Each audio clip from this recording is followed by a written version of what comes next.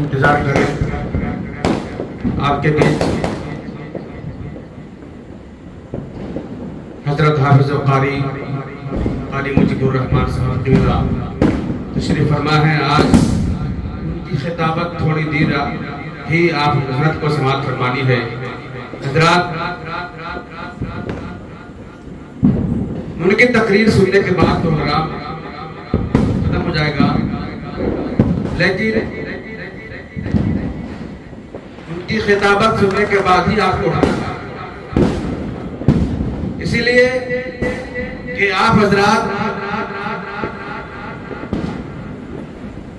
کو ان کی خطابت سے کچھ نہ کچھ ضرور سیکھنے ملے گا۔ بولیے سبحان اللہ۔ آپ کو سننا ہے، سیکھنا ہے، تو بس کچھ دیر اور انتظار کریں، اس کے بعد سلام پڑھیں گے، دعا ہوگی، کھانا کھا کر جائیں گے۔ آئیے خطابت کرنے کے لیے قاری مجیب الرحمان صاحب قبلہ سے میں گزارش کروں گا کہ تشریف لائیں۔ آئیے استقبال کر لیجیے۔ نعرہ تکبیر، نعرہ رسالت، مسلک اعلی حضرت علماء اہل سنت آل انڈیا تبلیغ سیرت، نعرہ تکبیر۔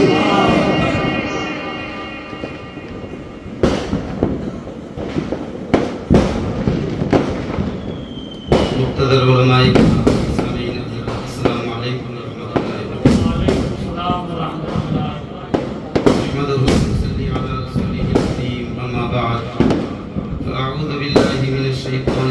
بسم الله الرحمن الرحيم يا أيها الذين آمنوا اتقوا الله وكونوا مع الصادقين آمنت بالله صدق الله العظيم وبلغنا رسوله النبي الأمين الكريم ونحن على ذلك لمن الشاهدين والشاكرين والحمد لله رب العالمين۔ واہ کیا مرتبہ غوث ہے بالا تیرا، واہ کیا مرتبہ غوث ہے بالا تیرا، اونچے اونچوں کے سروں سے قدم اعلیٰ تیرا۔ میرے اعلیٰ حضرت ارشاد فرماتے ہیں، سر بھلا کیا کوئی جانے کہ ہے کیسا تیرا، سر بھلا کیا کوئی جانے کہ ہے کیسا تیرا، اولیاء ملتے ہیں آنکھیں وہ ہے تلوہ تیرا۔ عزیزان ملت اسلامیہ، آج اس محفل پاک کا انعقاد ہمارے محترم صدیق صاحب سلیمان صاحب جنہوں نے اپنے مرحوم والد عبد المجید صاحب کے نام پر کیا ہے۔ یہ وہ خوش نصیب اولاد ہوتی ہیں جو اپنے والدین کے ایصال ثواب کے لیے اچھے اچھے کام کرنے کا ارادہ رکھتے ہیں۔ انہی میں سے یہ حضرات بھی ہیں جنہوں نے ماہ ربیع آخر شریف یعنی غوث اعظم کے اس مہینے میں غوث اعظم کے نام کا جلسہ کرنے کا ارادہ کیا، اور خصوصیت کے ساتھ صدر باوقار حضرت حافظ و قاری صدر الدین صاحب جن کی سرپرستی اور آل انڈیا تبلیغ سیرت شاہ کٹک کے صدر حضرت علامہ مولانا مفتی نوشاد عالم امجدی صاحب ان کی صدارت میں، اور ہمارے قاری سلطان صاحب جن کی نظامت خوبصورت نظامت ہو رہی ہے، اور احمد علی بھائی جو ہمارے چھوٹے بھائی ہیں ان کی قیادت، دیگر بڑے بڑے علماء حفاظ قرآن ہونے کی اسٹیج ہے۔ میں اتنا علم نہیں رکھتا ہوں جو آپ حضرات کے سامنے کچھ خطاب کر سکوں۔ الحمدللہ آج کے اس محفل پاک میں ہم سے زیادہ علم رکھنے والے اس محفل نور میں جلوہ فرما ہے۔ پہلے کیف میں اپنی بات کا آغاز کرتا ہوں، اس سے پہلے آئیے ہم اور آپ عقیدت و محبت کے ساتھ آقا کی بارگاہ میں درود پاک کا نذرانہ عقیدت پیش کریں۔ اللہم صلی علی سيدنا وشفيعنا حبيبنا ومولانا محمد معدن الجود والكرم وآله بارك وسلم. میرے رسول اکرم صلی اللہ علیہ وسلم ارشاد فرماتے ہیں کہ کل بروز محشر جب نفسی نفسی کا عالم ہوگا، کوئی کسی کا یار و مددگار نہیں ہوگا. میرے مصطفیٰ کریم ارشاد فرماتے ہیں جو مجھ پر دن بھر میں 50 مرتبہ درود پڑھتا رہے گا، میں اس کو کل بروز محشر اس کے ساتھ مصافحہ کروں گا. بولیے سبحان اللہ. جو دن بھر میں 50 مرتبہ اپنے نبی پر درود بھیجتا ہے، میرے مصطفیٰ کریم ارشاد فرماتے ہیں میں اس سے مصافحہ کیا کروں گا. سبحان اللہ. عزیزان ملت اسلامیہ، اللہ کا مقدس قرآن ارشاد فرماتا ہے یا ایھا الذین آمنوا اتقوا اللہ وکونوا مع الصادقین، جس کا مفہوم اے ایمان والو اللہ سے ڈرو اور سچوں کے ساتھ ہو جاؤ.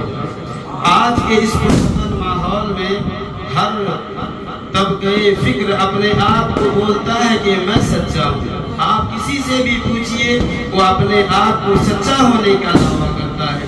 کسی بھی فرقے والے سے پوچھئے وہ اپنے آپ کو سچا ہونے کا دعویٰ کرتا ہے. لہٰذا چلو سچا کون ہے اس کی وضاحت کرنے کے لیے، اس چیز کو سمجھنے کے لیے ہم قرآن مقدس پڑھتے ہیں. اللہ کا قرآن ارشاد فرماتا ہے سچا کون ہے؟ انعم اللہ، جس پر اللہ کا انعام ہے وہی سچے لوگ ہیں. اللہ کا قرآن ارشاد فرماتا ہے اللہ کا انعام کن پر ہے؟ من النبیین والصدیقین والشہداء والصالحین. کہ اللہ کا انعام نبیوں پر ہے، صدیقین پر ہے، شہداء پر ہے، اولیاء کرام پر اللہ کے انعامات ہیں. یہی حضرات سچے ہیں، انہی کے ساتھ رہنے کا ہمیں حکم ہو رہا ہے. عزیزان ملت اسلامیہ، حضور غوث اعظم رضی اللہ تعالیٰ عنہ کا مرتبہ کتابوں میں ذکر آتا ہے کہ جس طرح ہمارے پیغمبر اسلام صلی اللہ علیہ وسلم کا مرتبہ تمام نبیوں میں افضل و اعلیٰ ہے، اسی طرح حضور غوث اعظم کا مرتبہ تمام ولیوں میں افضل و اعلیٰ ہے. حضور غوث اعظم رضی اللہ تعالیٰ عنہ کی ذات مقام تعارف نہیں ہے. الحمدللہ ہم اپنی قسمت پہ جتنا بھی ناز کریں وہ کم ہے کہ اللہ نے ہمیں ایسے امت میں اور ایسا عقیدہ والا پیدا فرمایا کہ ہم غوث اعظم سے سچی عقیدت و محبت رکھتے ہیں. حضور غوث اعظم رضی اللہ تعالیٰ عنہ مادرزاد ولی ہیں. آپ نے علماء سے سنا ہے حضور غوث اعظم رضی اللہ تعالیٰ عنہ کی ذات ہے، بچپنے کا عالم ہے. حضور غوث اعظم اپنے محلے کے کچھ بچوں کے ساتھ کھیلنے کودنے کے لیے بیابان کی طرف جاتے ہیں، اور جب گاؤں کے کچھ لوگوں نے دیکھا کہ ایک بیل ہے تو تمام بچے اس کے قریب ہو جاتے ہیں، اور قریب ہونے کے بعد کوئی اس کے دم کو پکڑتا ہے، کوئی سینگ کو پکڑتا ہے، کوئی کہیں ہاتھ مارتا ہے، ایسا کرتا ہے. غوث اعظم فرماتے ہیں میں نے بھی جا کر اس بیل کے دم کو پکڑا. جو ہی پکڑنا تھا بیل نے انسانی آواز میں یہ کہا کہ اے عبد القادر تم تو ایسا نہ کرو، کیونکہ اللہ نے تمہیں اس لیے پیدا نہیں کیا ہے. سبحان اللہ. وہ بیل جب ایسا کہا غوث اعظم رضی اللہ تعالیٰ عنہ چھوٹی عمر ہے، ڈر جاتے ہیں اور اپنے گھر کی طرف چلے آتے ہیں. عزیزان ملت اسلامیہ، جب ہم بزرگوں کے تعلق سے ایسے واقعات بولتے ہیں ہمارے ذہن میں ایسی باتیں آ جاتی ہیں کہ کہیں سے بنا کے بول رہے ہیں، حالانکہ ایسا نہیں ہے. چونکہ حدیث شریف میں بات آئی ہے کہ مدینے کی سرزمین ہے، میرے مصطفیٰ کریم علیہ الصلوۃ والتسلیم ارشاد فرماتے ہیں کہ ایک شخص بیل پہ سواری کرنے کا ارادہ کیا، سوار ہوا. بیل نے برجستہ کہا اے نادان، میں سواری کے لیے پیدا نہیں کیا گیا ہوں، مجھے تو تم کھیت کھلیان میں کام میں لگاؤ. میں کھیت کھلیان کے کام کے لیے اللہ نے مجھے بنایا ہے، سواری کے لیے تو گھوڑوں کو بنایا ہے، کچر کو بنایا ہے، گدھا کو بنایا ہے، تم مجھ پہ کیسے سواری کر رہے ہو؟ بیل یہ بات انسانی لب و لہجے میں اس شخص سے کہا، وہ پریشان ہو گیا، ڈر گیا کہ آخر بیل بھی ایسا بول رہا ہے۔ جب وہ تعجب کرنے لگا، بیل نے پھر کہا تم تعجب کرتے ہو، اس سے تعجب کی بات نہ بناؤ، حدیث سے وارد ہے، میرے مصطفیٰ کریم ارشاد فرماتے ہیں۔ بیل نے کہا اے نادان، مصطفیٰ کریم مدینے میں تشریف لا چکے ہیں تو اب تک ایمان نہیں لایا ہے، یہ اور تعجب کی بات ہے۔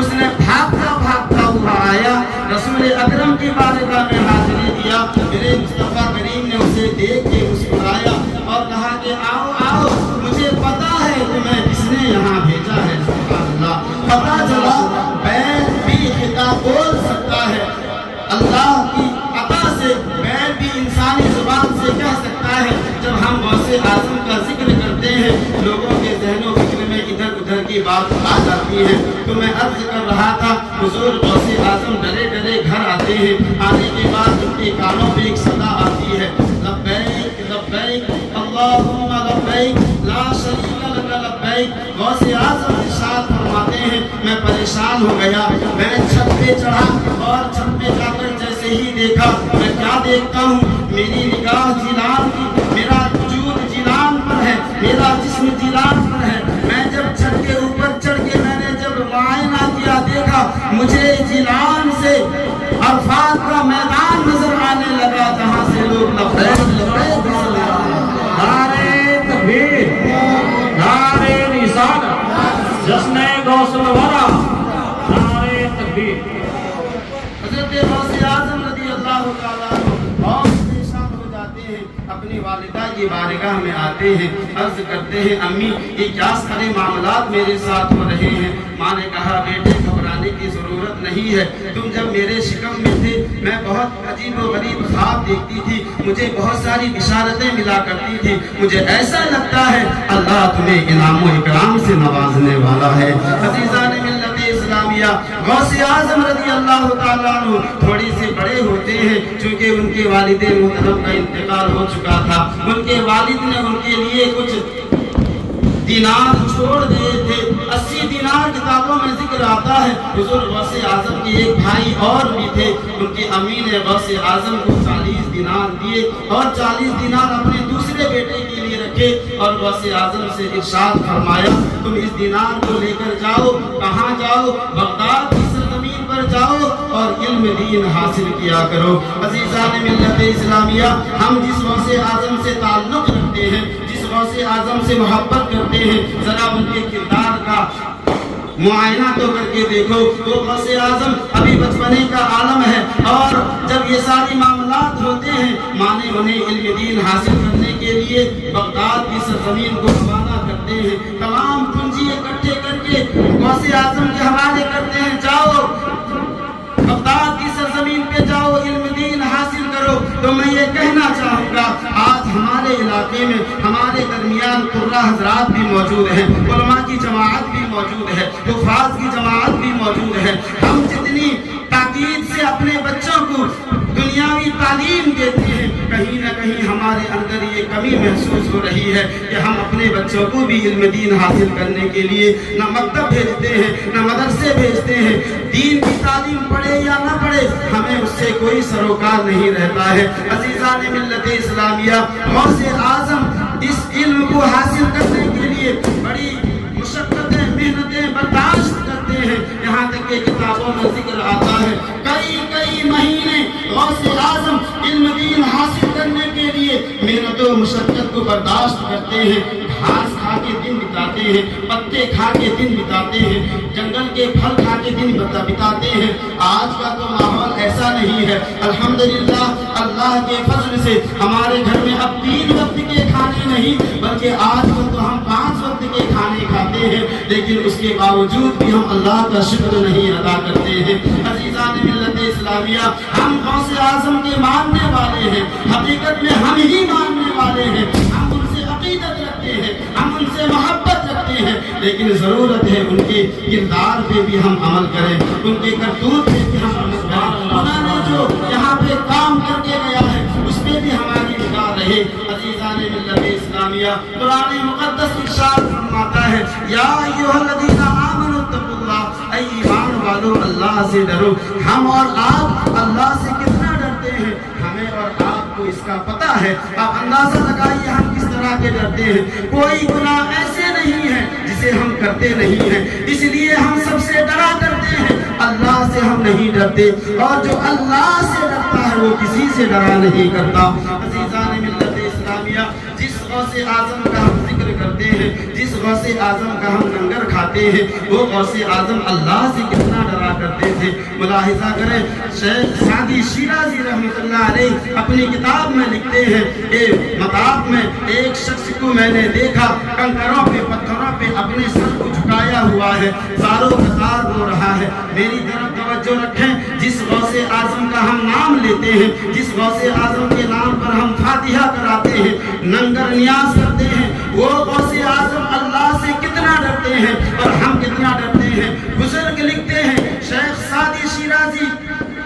اپنی کتاب میں یوں قلم دراز ہوتے ہیں, لکھتے ہیں کہ میں نے ایک شخص نے دیکھا, مطاف میں ایک شخص ہے جو کنکریوں پہ اپنا سر جھکایا ہوا ہے, زاروں قطار رو رہا ہے. کیا کہہ رہا ہے؟ اے اللہ مجھے معاف کر دے, اے اللہ مجھے معاف کر دے, اے اللہ تو اگر مجھے معاف نہ کرے گا تو بروز حشر مجھے اندھا اٹھانا, میں تیرے سامنے ہونے کے لائق نہیں ہوں, اے اللہ مجھے معاف کر دے. شیخ سعدی عرض کرتے ہیں, لکھتے ہیں کہ لوگ وہاں پہ طواف بھی کر رہے تھے اور اس نوجوان کے رونے کی ایسی کیفیت تھی, لوگ طواف کرتے کرتے ٹھہر جاتے تھے, اس کی آواز سماعت کرتے تھے. بڑی درد بھری آواز میں وہ شخص اللہ کو پکار رہا تھا, اپنے گناہوں سے توبہ کر رہا تھا. ایک شخص وہاں ٹھہر جاتا ہے, رب کی بارگاہ میں دعا کرنے لگتا ہے اور اس شخص کو تسلی دینے لگتا ہے, تم گھبراؤ نہیں, اللہ کریم ہے, اللہ رحیم ہے, تمہارے گناہوں کو معاف فرما دے گا.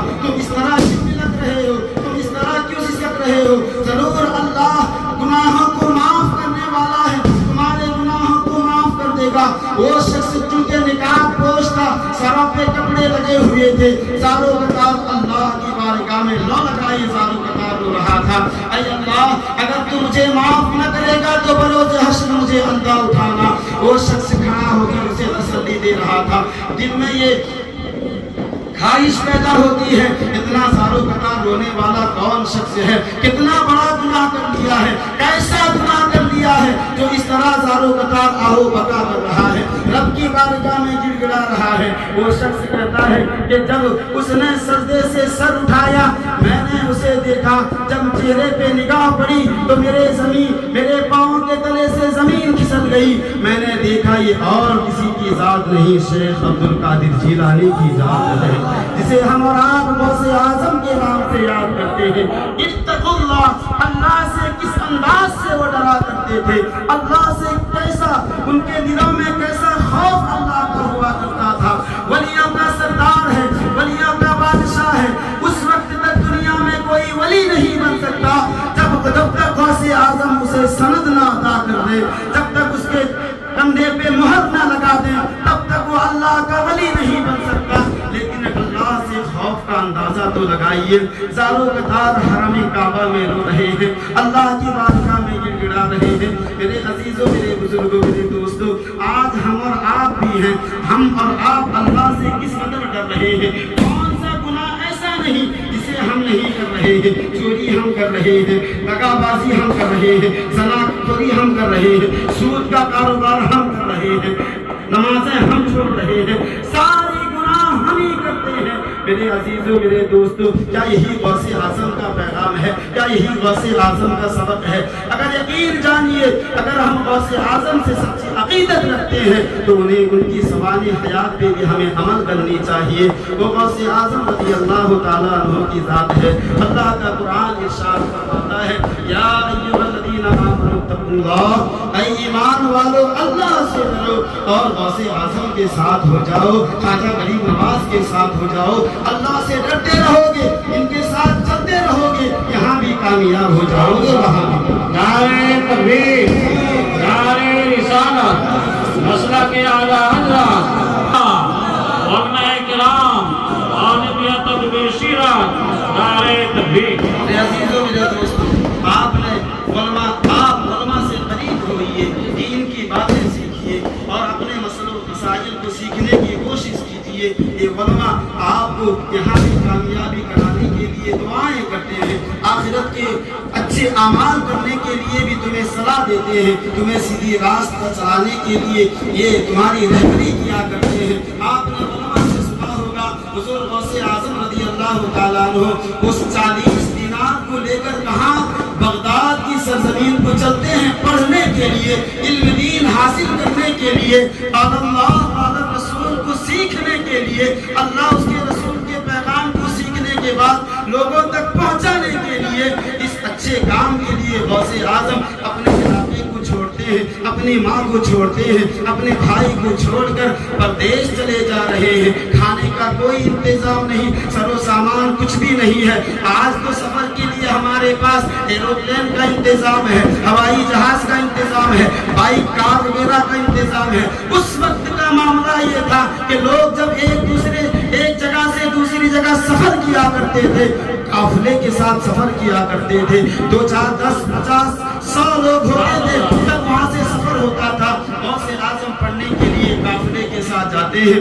آپ نے علماء سے بارہا سنا ہوگا جب غوث اعظم اپنی ماں سے جدا ہوتے ہیں، ماں نے ایک وعدہ لیا تھا اپنے لخت جگر سے، اپنے نور نظر سے، کہا تھا کہ اے عبد القادر میرے لخت جگر، میرے نور نظر، جتنے بھی بلا آ جائے، جتنی بھی پریشانیاں آ جائے، کبھی جھوٹ نہ کہنا، کبھی جھوٹ نہ کہنا۔ ماں اس سے وعدہ لیتی ہے۔ آج ہماری اولادیں پردیش جاتے ہیں، ہمارے بھائی پردیش جاتے ہیں، ہم انہیں کیا نصیحت کرتے ہیں کہ کھانا وقت سے کھانا، پیسے اچھے کمانا، ہر مہینے پیسے بھیجنا۔ کبھی یہ ہم نے نصیحت نہیں کی بیٹے کچھ بھی ہو جائے، جب وقت نماز کا وقت آ جائے نماز قضا ہونے نہ دینا، 5 وقت کی نمازیں ادا کرنا، بڑوں کی عزت کیا کرنا، برے کام نہیں کیا کرنا۔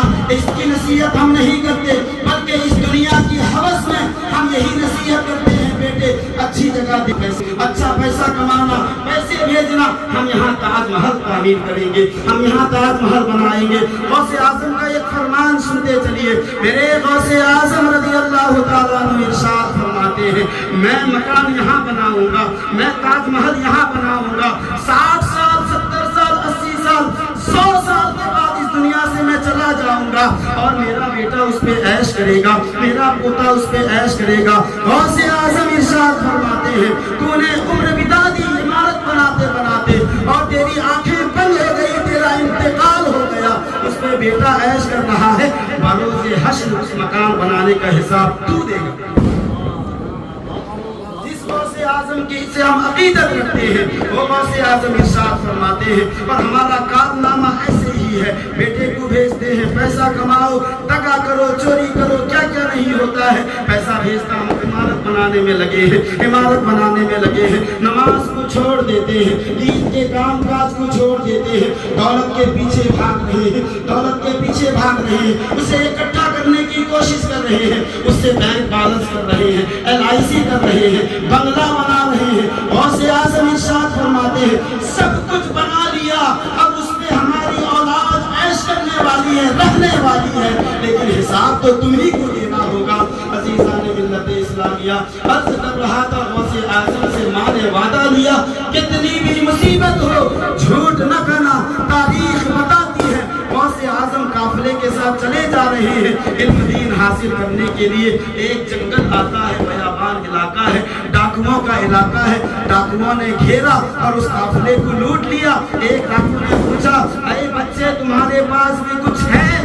ایسی مصیبت کے وقت میں میرے اور آپ کے غوث اعظم نے ارشاد فرمایا ہاں میرے پاس 40 دینار ہے جو میری صدری میں میری ماں نے سل دی ہے۔ اس وقت بھی غوث اعظم سچ کر رہے ہیں اور ڈاکو نے سوچا شاید یہ بچہ جھوٹ بول رہا ہے، مذاق کر رہا ہے۔ دوسرا ڈاکو آتا ہے، اس سے بھی غوث اعظم نے ایسے ہی کہا۔ جب قافلے کو لوٹ لیا گیا، ڈاکو اپنے سار و سامان کے ساتھ ایک جگہ اکٹھا ہوتے ہیں اور وہاں پہ ڈاکوؤں کا سردار سے ایک ڈاکو نے کہا کہ اس قافلے میں ایک بچہ تھا جس سے ہم نے پوچھا کہ تمہارے پاس کچھ ہے؟ اس نے کہا ہاں میرے پاس 40 دینار ہے۔ دوسرا ڈاکو نے بھی کہا کہ مجھے بھی ایسا جواب دیا۔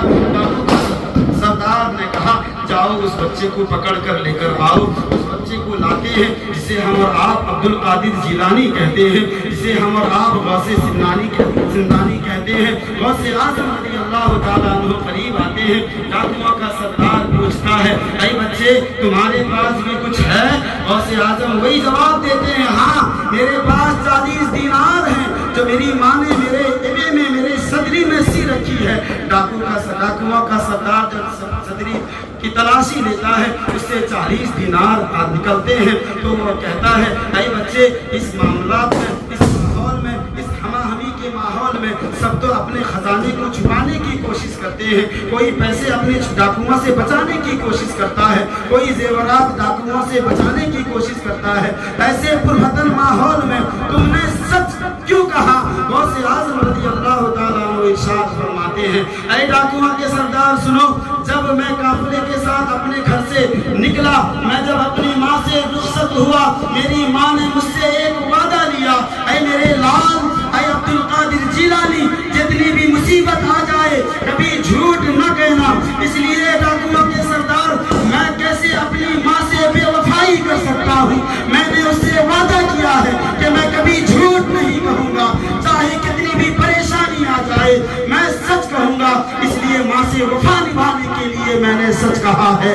تو ڈاکوؤں کا سردار عرض کرتا ہے ایک ماں کے وعدے کو توڑا نہیں جا رہا ہے، بچہ یہ پیغام دے رہا ہے ماں سے جو وعدہ کیا ہے اس کو نبھانے کے لیے بچہ ان تمام آفت و آلام میں سچ کہہ رہا ہے، اور اس بات سے ڈاکوؤں کا سردار متاثر ہوتا ہے اور اس بچے سے کہتا ہے اے عبد القادر جیلانی اے غوث اعظم جب تم نے ایک ماں سے وعدہ کیا، جب ایک ماں سے تم نے وعدہ کیا اور اس وعدے کو اس طرح نبھا رہے ہو، ہم اللہ سے کتنے وعدے کیے ہیں، اے اللہ ہم نمازیں پڑھیں گے، اے اللہ ہم روزے رکھیں گے، اے اللہ ہم صدقہ و خیرات کریں گے، ہم غریبوں کا بھلا کریں گے، ہم دین کا کام کیا کریں گے، یہ ساری باتوں کو ہم فراموش کر چکے ہیں، ہم اللہ کو کتنا دھوکہ دے رہے ہیں۔ ڈاکوؤں کا سردار سوچنے لگتا ہے، غوث اعظم کے فیض سے اس کا دل بدلنے لگتا ہے، تو تب وہ رونے لگتا ہے اور عرض کرتا ہے اے بچے عبد القادر جیلانی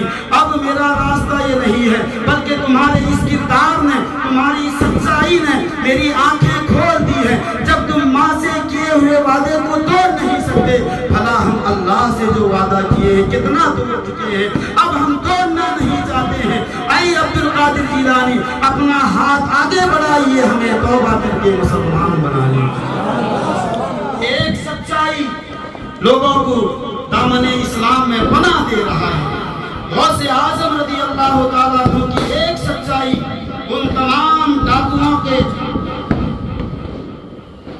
قافلے کو، بہت سارے ڈاکوؤں کو، جتنے بھی ڈاکو تھے سب کو ایمان عطا ہوتا ہے غوث اعظم کے صدقے سے۔ وجہ کیا تھی کہ ہم شریعت مطہرہ پر عمل کر رہے تھے، ہم اللہ اس کے رسول کے احکام پہ عمل کر رہے تھے، تبھی ہم دنیا پہ حکومت کر رہے تھے۔ آج ہم اور آپ اللہ اس کے رسول کے معاملات سے دور چلے جا رہے ہیں اور ہمارا وہ کام جو شریعت کے خلاف ہوتا آ رہا ہے، اس لیے ہم کہیں پیٹے جا رہے ہیں، کہیں لوٹے جا رہے ہیں، کہیں ذلیل و خوار ہو رہے ہیں۔ آج بھی اگر ہم اتفاق ہو جائیں، اللہ اس کے رسول کے پیغام پہ عمل کریں، قسم خدا کی آج بھی ہم اس دنیا میں حکومت کرتے ہوئے اللہ کی بارگاہ میں دعا ہے کہ اللہ تعالی ہمیں سچ بولنے اور سچ سننے کی توفیق عطا فرمائے۔ جس طرح ہم غوث اعظم سے عقیدت و محبت رکھتے ہیں، اسی طرح ان کے سوانے پہ، ان کے قول و فعل پہ ہم سبوں کو عمل کرنے کی توفیق عطا فرمائے۔ اللہ تعالیٰ میرے بولنے سننے میں کسی قسم کی غلطیاں خامیاں ہوئی ہوں، رب کی بارگاہ میں